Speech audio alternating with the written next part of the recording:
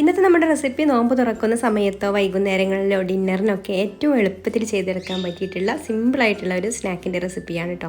അപ്പോൾ നമുക്കിത് എങ്ങനെയാണ് റെഡിയാക്കുക എന്നുള്ളതൊന്ന് നോക്കാം.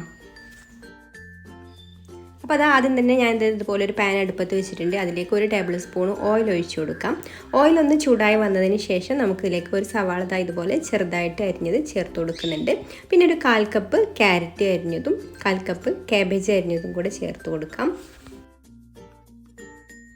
ഇനി ഒരു പച്ചമുളക് അരിഞ്ഞതും കൂടെ ചേർത്ത് കൊടുത്തിട്ട് ഒന്ന് വഴറ്റി കൊടുക്കാം. പച്ചമുളക് അത്യാവശ്യം എരിവുള്ള പച്ചമുളക് ആയതുകൊണ്ടാണ് കേട്ടോ ഞാൻ ഒന്ന് എടുത്തിട്ടുള്ളത്, അല്ലെങ്കിൽ ഒരു 2 പച്ചമുളക് എടുക്കാം. ഈ ഒരു സമയത്ത് തന്നെ നമുക്കിതിലേക്ക് പാകത്തിനുള്ള ഉപ്പും കൂടി ചേർത്ത് കൊടുക്കാം. ഇപ്പോൾ ഇതിവിടെ വഴന്ന് വന്നിട്ടുണ്ട് കേട്ടോ. ഇനി നമുക്കിതിലേക്ക് 1/2 ടീസ്പൂൺ കുരുമുളക് പൊടി കൂടി ചേർത്ത് കൊടുത്തിട്ട് ഒന്ന് മിക്സ് ചെയ്ത് കൊടുക്കാം. വേറെ ഇതിൽ മസാലകളൊന്നും ചേർത്ത് കൊടുക്കുന്നില്ല കേട്ടോ, കുരുമുളക് പൊടി മാത്രമേ ചേർത്ത് കൊടുക്കുന്നുള്ളൂ. ഇനി നമുക്കിതിലേക്ക് ഉപ്പും മഞ്ഞൾപ്പൊടിയും കുരുമുളക് പൊടി ഇട്ട് വേവിച്ചെടുത്തിട്ടുള്ള ചിക്കൻ ഇതുപോലെ ചെറിയ പീസാക്കിയിട്ടൊന്ന് അരിഞ്ഞെടുത്തിട്ടുണ്ട്. അതും കൂടെ ചേർത്ത് കൊടുത്തിട്ട് നന്നായിട്ടൊന്ന് മിക്സ് ചെയ്ത് കൊടുക്കാം. അപ്പോൾ ഇതാണ് കേട്ടോ നമ്മുടെ ഫില്ലിങ്. ഇപ്പോൾ ഫില്ലിങ് ഇവിടെ റെഡി ആയിട്ടുണ്ട്. ഇനി നമുക്കിത് അവിടെ മാറ്റി വെക്കാം. എന്നിട്ട് മിക്സിയുടെ ഒരു ജാർ എടുത്തിട്ടുണ്ട്. അതിലേക്ക് 1 കപ്പ് മൈദ ഇട്ട് കൊടുക്കാം. ഇനി നമുക്കിതിലേക്ക് 1/2 കപ്പ് പാൽ ഒഴിച്ചു കൊടുക്കാം. പിന്നെ ഈ ഒരു സമയത്ത് തന്നെ 1/2 കപ്പ് വെള്ളം കൂടി ഇതിലേക്ക് ഒഴിച്ചു കൊടുക്കുന്നുണ്ട്. വെള്ളം പിന്നീട് നമുക്ക് ഒഴിച്ചു കൊടുക്കേണ്ടി വരും കേട്ടോ. അപ്പോൾ മിക്സ് ചെയ്ത് കൊടുക്കുന്ന സമയത്ത്, നമ്മൾ അടിച്ചെടുക്കുന്ന സമയത്ത് ഈ ഒരു വെള്ളം ഒഴിച്ചു കൊടുത്താൽ മതി. പിന്നെ ഇതിലേക്ക് ഒരു മുട്ട ചേർത്ത് കൊടുക്കാം. ഇനി പാകത്തിനുള്ള ഉപ്പും 1 ടേബിൾ സ്പൂൺ ഓയിലും കൂടെ ഒഴിച്ചു കൊടുക്കുന്നുണ്ട്. സൺഫ്ലവർ ഓയിലാണ് കേട്ടോ ഒഴിച്ചു കൊടുത്തിട്ടുള്ളത്. ഏതെങ്കിലും ഫ്ലേവർ ഇല്ലാത്ത ഓയിൽ ഒഴിച്ചു കൊടുക്കാം, അല്ലെങ്കിൽ നെയ്യ് ചേർത്ത് കൊടുത്താലും നല്ല ടേസ്റ്റാണ് കേട്ടോ. ഇനി എല്ലാം കൂടെ നന്നായിട്ടൊന്ന് അടിച്ചെടുക്കാം. അപ്പോൾ അടിച്ചെടുക്കുന്നതിന് മുന്നേ ആയിട്ട് ഞാൻ ഇതുപോലെ ഒരു സ്പൂൺ വെച്ചിട്ടൊന്ന് മിക്സ് ചെയ്ത് കൊടുത്തിട്ടുണ്ട് കേട്ടോ, കട്ട പിടിച്ച് നിൽക്കാതിരിക്കാൻ വേണ്ടിയിട്ട്. ഇനി നമുക്ക് ജാറടച്ച് വെച്ചിട്ട് ഇതൊന്ന് അടിച്ചെടുക്കാം.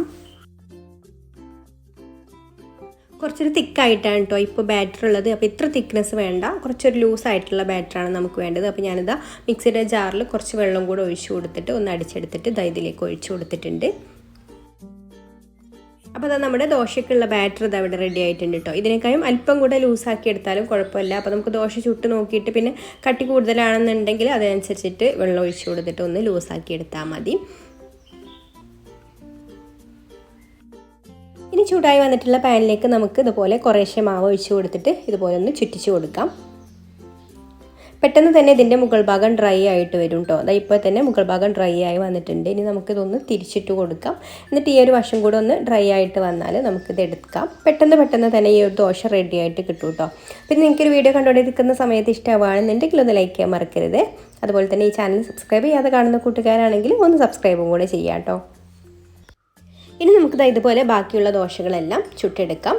എന്നിട്ട് ഒരു ദോശ എടുത്തിട്ട് നമുക്കിതിൻ്റെ ഉള്ളിലായിട്ട് നമ്മൾ റെഡിയാക്കി വെച്ചിട്ടുള്ള ഒരു ഫില്ലിങ് വെച്ച് കൊടുക്കാം. എന്നിട്ട് ആദ്യം ഈ ഒരു ഭാഗം ഇങ്ങനെ മടക്കി കൊടുക്കുക. ഇനി 2 സൈഡും ഒന്ന് ഉള്ളിലേക്ക് മടക്കി വെച്ച് കൊടുത്തതിന് ശേഷം ഇങ്ങനെ ഒന്ന് റോൾ ചെയ്ത് കൊടുത്താൽ മതി. നമ്മൾ ചിക്കൻ റോളൊക്കെ റോൾ ചെയ്ത് കൊടുക്കുന്നത് പോലെ തന്നെ. ഈ ഒരു ഭാഗത്ത് നമ്മൾ അല്പം മൈദയുടെ പേസ്റ്റ് ഒന്ന് ബ്രഷ് ചെയ്ത് കൊടുത്തിട്ടുണ്ട് കേട്ടോ, ഇതൊന്ന് നല്ല സ്റ്റിക്കി ആയിട്ട് നിൽക്കാൻ വേണ്ടിയിട്ട്.